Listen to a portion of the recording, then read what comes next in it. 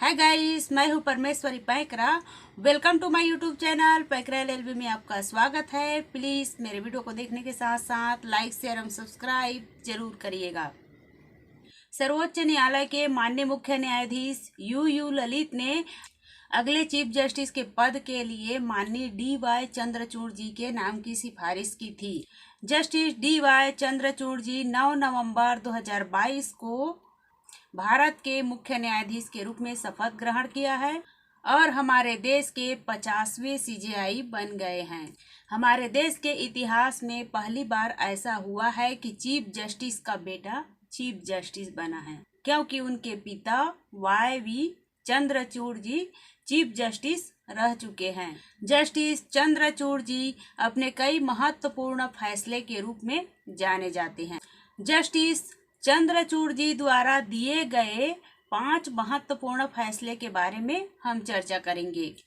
तो इसमें सबसे पहला फैसला है निजता के अधिकार से जुड़ा हुआ है। वर्ष 2017 में जस्टिस KS पुत्तुस्वामी बनाम भारत संघ के मामले में सुप्रीम कोर्ट ने निजता को व्यक्ति का मौलिक अधिकार माना था। ये फैसला डेटा की सुरक्षा और प्राइवेसी के अधिकार को सुनिश्चित करने के लिए सुप्रीम कोर्ट के 9 जजों की संविधान पीठ ने दिया था। इस पीठ में जस्टिस DY चंद्रचूड़ जी भी शामिल थे। दरअसल उन्होंने 41 साल पहले अपने पिताजी YV चंद्रचूड़ द्वारा दिए गए फैसले से अलग फैसला दिया था। अपने फैसले में उन्होंने लिखा था कि निजता का अधिकार संविधान में निहित है। ये अनुच्छेद 21 के तहत जीवन और व्यक्तिगत स्वतंत्रता की गारंटी से निकल कर आता है। हालांकि सुप्रीम कोर्ट ने यह भी कहा था कि अनुच्छेद 21 के तहत प्राप्त निजता का अधिकार निरंकुश और असीमित नहीं है। दूसरा फैसला है समलैंगिकता को अपराध की श्रेणी से बाहर करना।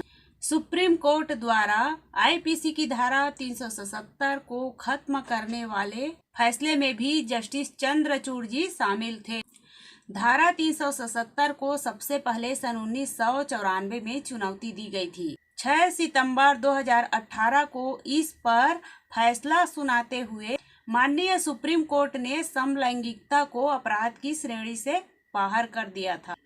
इसके साथ ही IPC की धारा 377 खत्म हो गई थी। इस फैसले को सुनाते हुए जस्टिस चंद्रचूड़ जी ने कहा था कि LGBT के जीवन में झांकने का अधिकार किसी को नहीं है।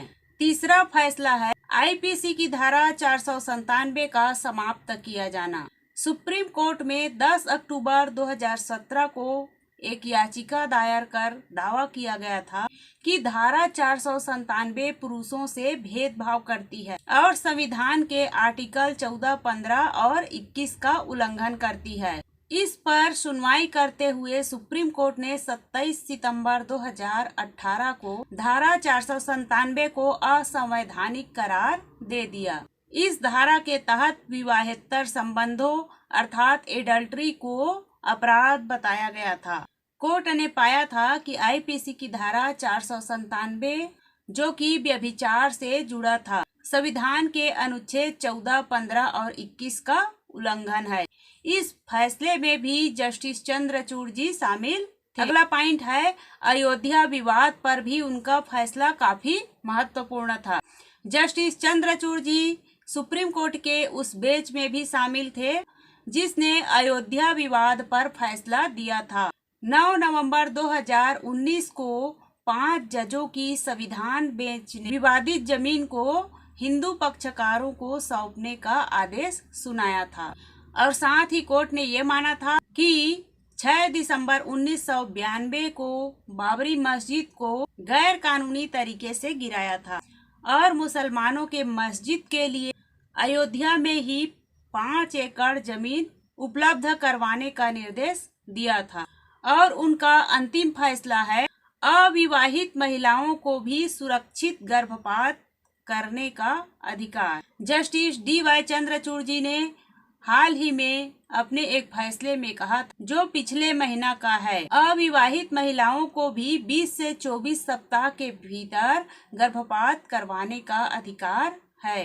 दरअसल एक 25 वर्षीय अविवाहित गर्भवती महिला को, जो कि 24 सप्ताह के गर्भ में था, जो अपने रिश्ते के विफल होने के बाद गर्भपात कराना चाहती थी, दिल्ली हाई कोर्ट ने उसे ऐसा करने से मना कर दिया था, क्योंकि कोर्ट के मुताबिक गर्भावस्था की चिकित्सा समाप्ति अधिनियम 2003 अविवाहित महिलाओं को कवर नहीं करता है। हाई कोर्ट के इस आदेश के खिलाफ महिला ने medical termination of pregnancy act 1971 के सेक्शन 3 के तहत सुप्रीम कोर्ट में चुनौती दी थी।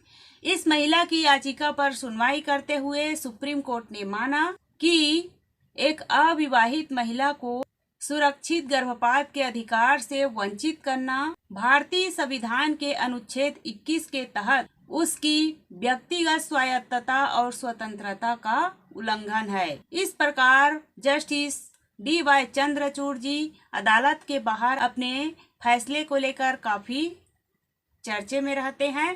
वे लोकतंत्र, सहमति और भाषण की स्वतंत्रता को बचाने में वकालत करते रहते हैं। इस प्रकार हमारे देश के वर्तमान मुख्य न्यायाधीश के 5 महत्वपूर्ण फैसलों के बारे में आप लोगों को बता दी हूँ। प्लीज़ मेरे वीडियो पसंद आए तो लाइक, शेयर एवं सब्सक्राइब जरूर करिएगा। Thanks for watching this videos. नमस्कार।